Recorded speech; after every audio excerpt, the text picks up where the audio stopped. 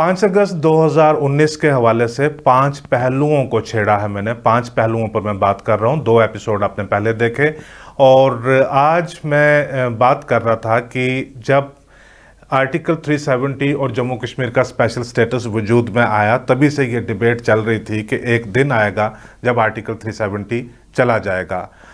कांग्रेस के दिल में भी कहीं ये जो मरकज़ में इक़्तिदार में पार्टीज़ हैं जब पार्लियामेंट में आएंगी, क्योंकि ये कॉन्स्टिट्यूशनल मामला है तो उन्होंने ही इसी के ऊपर फैसला करना था। कांग्रेस भी हमेशा यही चाहते थे, लेकिन ये दिल में कहीं बात उन्होंने दबा के रखी हुई थी। 5 अगस्त के बाद उन्होंने फिर बयान दिया, उन्होंने कहा कि असल में चाहते तो हम भी यही थे, लेकिन आपने जो तरीका अख्तियार किया वो गलत किया। जहाँ तक सवाल है बीजेपी का, इनका तो जब ये पार्टी वजूद में या इसका जो प्रीवियस अवतार है भारतीय जनसंघ जब वो वजूद में आया था तो इनकी अपने इलेक्टोरेट के साथ भी और पूरे मुल्क के साथ भी एक आइडियोलॉजिकल कमिटमेंट थी कि जब हमारे पास जब इक़्तिदार में जब हम आएंगे, जब हमारे पास वो सारी पावर मौजूद होगी, वो सारे नंबरात मौजूद होंगे कि जब हम फैसला ले पाएंगे तो 3 बातें हम करेंगे। एक आर्टिकल 370 जो जम्मू कश्मीर को स्पेशल स्टेटस प्रोवाइड करता है हम उसको हटाएंगे, एक यूनिफॉर्म सिविल कोड हम मुल्क में लगाएंगे, और तीसरा ये कि अयोध्या में श्री राम जी का मंदिर, एक भव्य विशाल मंदिर वहाँ पे बनवाएंगे। इन 2 बातों को मैं आज की डिबेट से बाहर रखता हूँ। आर्टिकल 370 के हवाले से हम बात करते हैं। अब सिर्फ ये इंतज़ार था कि बीजेपी के पास पार्लियामेंट में इतने एडिक्वेट नंबरात कब आ जाएंगे, और जब वो आएंगे तब ये फैसला हो जाएगा। लेकिन मेरा नज़रिया इसमें थोड़ा सारा मुख्तलिफ है, क्योंकि मैं ये देखता हूँ कि 1970s में इंदिरा गांधी भी करना चाहती थी। उनके पास शायद पार्लियामेंट में इतने ज़्यादा नंबर्स नहीं थे, लेकिन जिन मामलात को लेकर प्राइम मिनिस्टर नरेंद्र मोदी आज मुल्क भर में हर दिल अजीज़ हैं, हृदय सम्राट हैं, पॉपुलर हैं, इन्हीं मामलात को लेकर उस वक़्त इंदिरा गांधी की पॉपुलैरिटी इनसे भी कई ज़्यादा हुआ करती थी। जहाँ तक सिर्फ प्योर स्टैटिस्टिक्स का, नंबर्स का सवाल है कि पार्लियामेंट में आपकी पोजीशन क्या होती है, तो जब राजीव गांधी की गवर्नमेंट थी उनके लोकसभा में नंबरात 400 से भी ज़्यादा थे। तो इसलिए मैं ये कहता हूँ कि ये जो एक इनेबलिंग एनवायरनमेंट की जो माकूल हालात जम्मू कश्मीर के अंदर पैदा हो जाएं, ऐसा करने के लिए उस चीज़ का इंतज़ार था कि आप इतना बड़ा एक इनिशिएटिव, इतना बड़ा आप एक्शन ले भी लें और उसको संभाल भी लें। जैसे जैसे मैं आगे बात करता जाऊंगा तो आपके जहन में एक सवाल आएगा कि जिस तरह से डिप्लॉयमेंट वगैरह पिछले साल सिक्योरिटी फोर्सेस की हुई, जिस तरह से बाकी रिस्ट्रिक्शंस इम्पोज की गई, आज भी बहुत सारी डिप्लॉयमेंट मौजूद है, आज भी बहुत सारे रिस्ट्रिक्शंस मौजूद हैं। आज ही के डेट में आप देखिए कि सुप्रीम कोर्ट के ऑर्डर्स के बावजूद 4G internet high speed data अभी रिस्टोर नहीं हो रहा है। आज भी गवर्नमेंट ने 2G डाटा ही फर्दर एक्सटेंड किया है। आज की तारीख तक भी बहुत सारे लोग अभी प्रिवेंटिव डिटेंशन में हैं, जिनमें से एक फॉर्मर चीफ मिनिस्टर भी शामिल हैं। बहुत सारे लोग अभी हाउस डिटेंशन में अपने घरों में भी नज़रबंद रखे गए हैं, लिहाजा वो रिस्ट्रिक्शंस अभी भी जारी हैं। तो आप ये समझेंगे कि इतनी रिस्ट्रिक्शंस करके, इतनी डिप्लॉयमेंट करके, इतने इंतज़ामात करके तो कोई भी इतना बड़ा पॉलिटिकल इनिशिएटिव ले सकता था, लेकिन ये बात इतनी आसान नहीं है।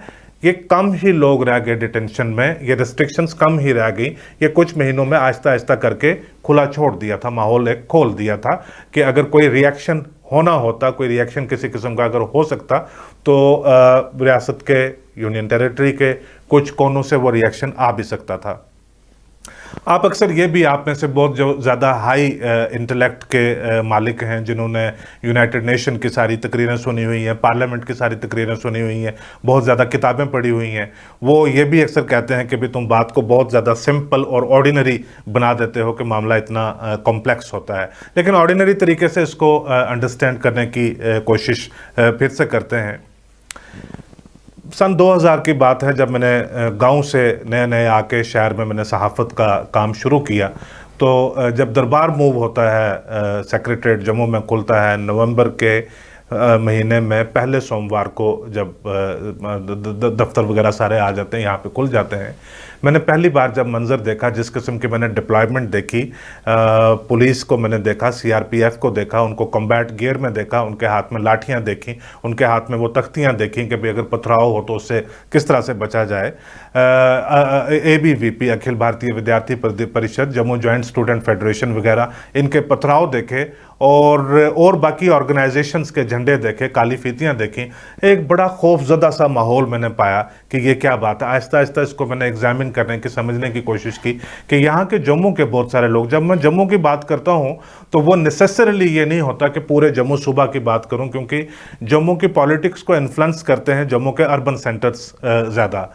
कि जम्मू के लोगों को इस तरह से लगता था कि ये एक कश्मीर सेंट्रिक पॉलिटिकल एलीट है जो हर साल 6 महीने के बाद उन पे आकर मुसल्लत कर दिया जाता है, उनके ऊपर आकर इम्पोज कर दिया जाता है। यानी वो इस तरह से बताते थे कि हम इमोशनली पूरी तरह से इस गवर्नमेंट के साथ कनेक्ट नहीं करते, ये गवर्नमेंट हमें पूरी तरह से रिप्रेजेंट नहीं करती।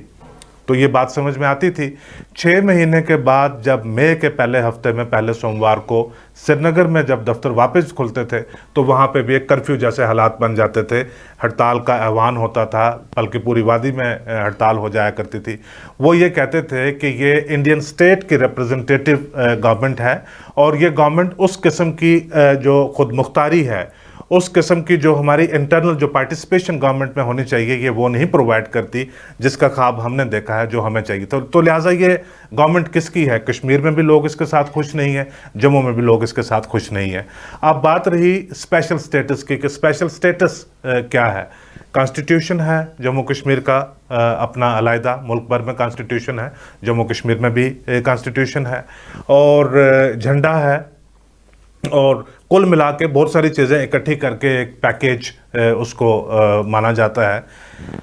वो कहते हैं कि जो नेशनल कॉन्फ्रेंस ने ओरिजिनली जिस चीज़ को नेगोशिएट करवाया था 1947 से लेकर 53 के बीच, वो आहिस्ता आहिस्ता करके बख्शी आए, सादिक आए वगैरह वगैरह, वो आहिस्ता आहिस्ता करके सारा डिप्लीट होता गया। लिहाजा अब ये जो बची खुची जो आइनी हैसियत, कॉन्स्टिट्यूशनल हैसियत है, ये अगर गेन है तो नेशनल कॉन्फ्रेंस का है, ये लॉस है तो नेशनल कॉन्फ्रेंस का है।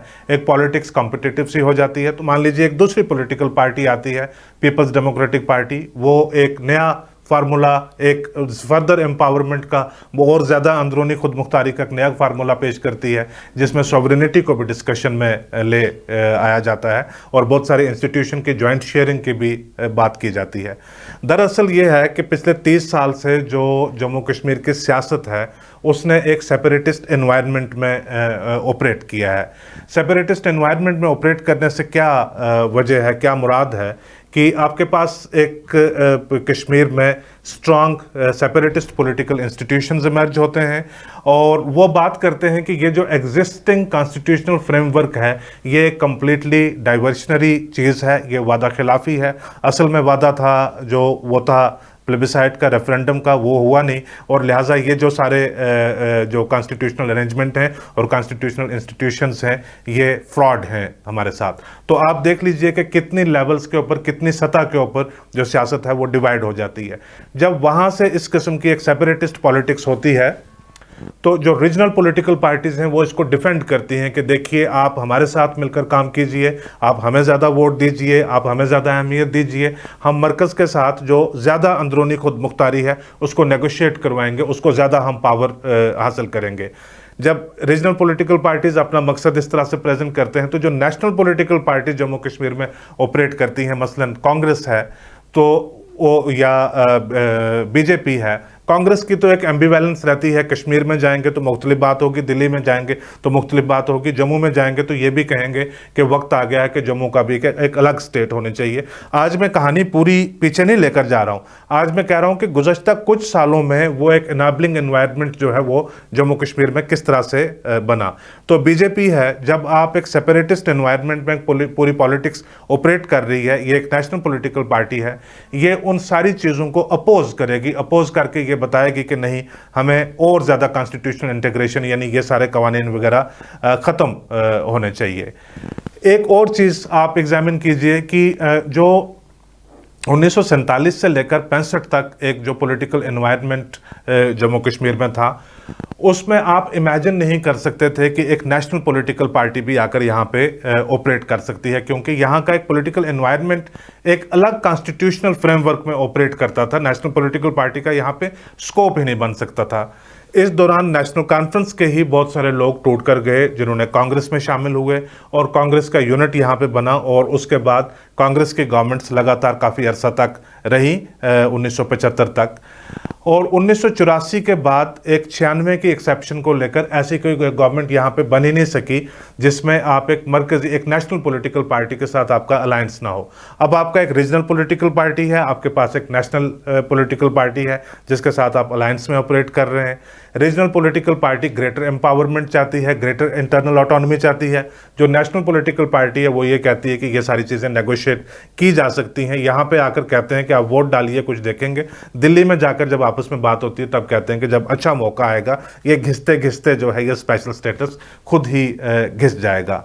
फर्दर इसी को ये जो प्रोसेस फर्दर आगे चलता जाता है, फिर आपका यहाँ तक कि उस पॉलिटिकल पार्टी के साथ भी अलायंस हो जाता है जिसका ये नज़रिया कास्ट इन स्टोन यानी पत्थर पे लकीर है कि हमने जम्मू कश्मीर का आर्टिकल 370 हटा देना है। आप उसके साथ भी अलायंस करते हैं, और ये 1999 की बात है कि दिल्ली में नेशनल कॉन्फ्रेंस का बीजेपी के साथ अलायंस होता है और उमर अब्दुल्ला साहब वाजपेयी की कैबिनेट में मिनिस्टर बनते हैं।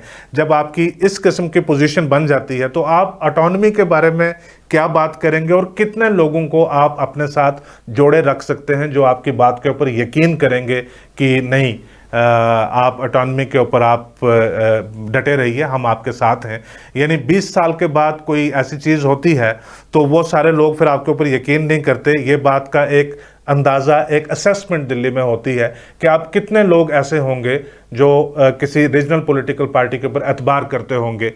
अब और उसके कुछ साल के बाद ऐसे होता है कि बीजेपी के साथ एक फर्दर अलायंस और मजबूत होता है कि वो यहाँ पे भी आकर पावर में शामिल, रियासती सरकार में भी बीजेपी आकर बैठती है।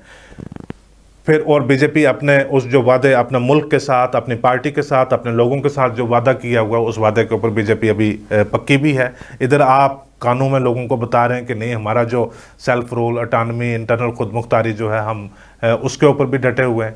आप अंदाज़ा लगा सकते हैं कि हॉरिजॉन्टली भी और वर्टिकली भी हमारी जो पॉलिटिकल ओपिनियन है वो कितनी स्प्लिट है। अब बात आ जाती है कि जो मैंने स्पेशल स्टेटस का शुरू में कहा कि अगर कोई गेन है उसमें तो वो एट्रीब्यूट नेशनल कॉन्फ्रेंस को होता है कि जिन्होंने नेगोशिएट करवाया था। अगर लॉस है उसमें कि भी वो 50, 60, 70 साल में उसकी जो एक इम्पॉर्टेंस थी वो डिप्लीट होगी, वो न्यूट्रलाइज होगी काफ़ी हद तक। अब मैच कागज़ों पे था, इतना ज़्यादा था नहीं, तो वो भी एट्रीब्यूट नेशनल कॉन्फ्रेंस को किया जाता है। तो लिहाजा एक जो इमोशनल जो उसमें स्टेक, जो इमोशनल उसमें आपका स्टेक है, उसमें बहुत ज़्यादा लोग उस तरह से इन्वॉल्व नहीं होते। सिंबॉलिक चीज़ें होती हैं। जब नेशनल जो स्टेट का जो झंडा था, उस वक्त तक का जो झंडा था, जब उसको अगस्त के कुछ रोज़ बाद सेक्रेटरीट से उतारा गया, मेरे ख्याल से सेक्रेटरीट और मिनिस्टरों की गाड़ियां ये आखिरी 2 जगह रह गई हुई थी जहां पे लाल झंडे का इस्तेमाल हुआ करता था। लाल झंडा, ऊपर से हल्का निशान जो पीजेंट्री को रिप्रेजेंट करता है, और 3 उसमें लकीरें जो कश्मीर, जम्मू और लद्दाख 3 खित्तों को रिप्रेजेंट करती हैं। मैं अगर ईमानन आपको बात बताऊं तो जिस दिन वो झंडा उतारा गया था, क्योंकि दहाइयों से हम उस झंडे को देखते आए, जम्मू कश्मीर की जो खसूस आइडेंटिटी है उसको वो रिप्रेजेंट करता था, तो मुझे भी थोड़ा अफसोस, मुझे भी दुख लगा कि ये झंडा हमारा था, ये नहीं जाना चाहिए था।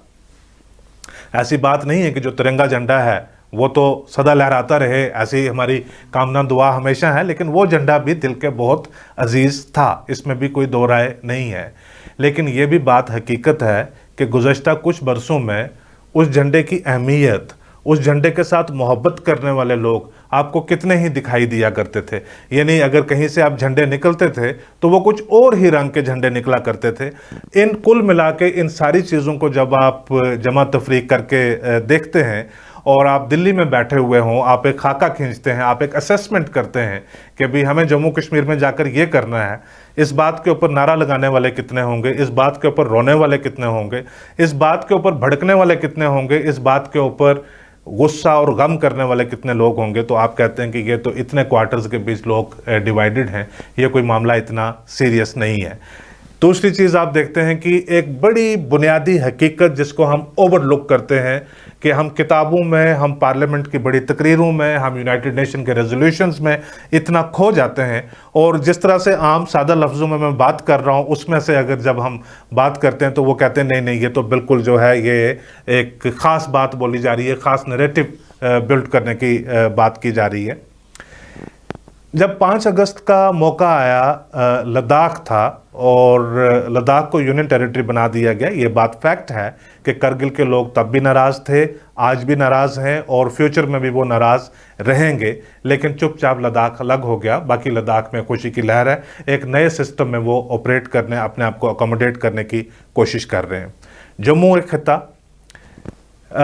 पावर में सब स्टेक होल्डर थे, यानी अगर नेशनल कॉन्फ्रेंस थी तो नेशनल कॉन्फ्रेंस के बहुत बड़े एक पार्टी का नेटवर्क स्ट्रक्चर जम्मू में भी है। पीपल्स डेमोक्रेटिक पार्टी, उसका भी एक नेटवर्क स्ट्रक्चर जम्मू में भी है। कश्मीर में बहुत सारे लोगों को अभी भी डिटेंशन में या हाउस अरेस्ट में रखा हुआ है।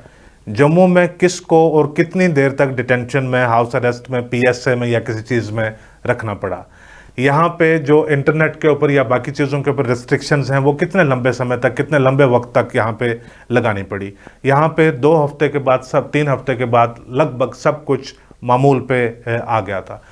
मामूल पे आने के बाद क्या किसी कोने से, किसी खित्ते से किसी ने ये कोशिश की कि हम 10 लोग बाहर जाकर कोई एहतजाज कर लेते हैं, कहीं पे कोई झंडा ले आते हैं, वही लाल झंडा ही ले आते हैं और लाकर अपना प्रोटेस्ट रजिस्टर करवाते हैं कि नो, ये हमें मंजूर नहीं है कि जिस तरह से ये हुआ है। तो लिहाजा ये जो डिवाइड है, ये जो स्प्लिट है, ये एग्जिस्ट कर रहा था जम्मू कश्मीर में, ये आज भी एग्जिस्ट कर रहा है। इसको हम इंटरनली रिकॉग्नाइज नहीं करते। इंटरनली जब हम करते हैं, और ये बात नहीं है कि ये कश्मीर में रिकॉग्नाइज नहीं होता, ये जम्मू में रिकॉग्नाइज नहीं होता, ये A पार्टी रिकॉग्नाइज नहीं करती, B पार्टी नहीं करती, A आइडियोलॉजी नहीं करती, B आइडियोलॉजी नहीं करती। इस स्प्लिट को, इस डिवाइड को कोई भी रिकॉग्नाइज नहीं करता। ये दिल्ली में भी रिकॉग्नाइज नहीं होता। ये इस्लामाबाद तब से मुसलसल इस बात के ऊपर बात किए जा रहा है। इस बात को इस्लामाबाद में भी रिकॉग्नाइज नहीं किया जाता कि ये डाइवर्सिटी, ये स्प्लिट, ये डिवाइड, ये वक्त के साथ ये डीपन हुआ है। और ये जब डीपन हुआ है तो ये मुख्तलिफ पावर्स को, मुख्तलिफ इंस्टीट्यूशंस को ये सूट किया है। जब इसका आप ओवरऑल एनालिसिस करते हैं तो आपको अंदाज़ा लगता है कि वो इंतज़ार सिर्फ इस चीज़ का था कि माकूल माहौल, enabling circumstances, appropriate circumstances Jammu Kashmir में कब बन जाएं जब आप एक इतना बड़ा फैसला, इतना बड़ा कॉन्स्टिट्यूशनल तब्दीली कर सकें। तो लिहाजा वो हुआ 5 अगस्त 2019 को। आज तीसरा एपिसोड आप देख रहे थे। चौथे और 5वें एपिसोड में हम बात करेंगे कि क्या हुआ, उसके बाद अभी तक क्या हुआ और आगे क्या हो सकता है। इसके बारे में हम ये एक बतौर जर्नलिस्ट, हमारे पास बहुत ज़्यादा और इन्वेस्टिगेशन नहीं है, लेकिन इनसाइट आपके पास कितनी होती है, आप चीज़ को समझ कितना सकते हैं, उसका एक ऑनेस्ट एनालिसिस करके आप अपने ऑडियंस के सामने रखते हैं, ये भी आपकी एक ड्यूटी है। आज का एपिसोड देखने के लिए बहुत शुक्रिया।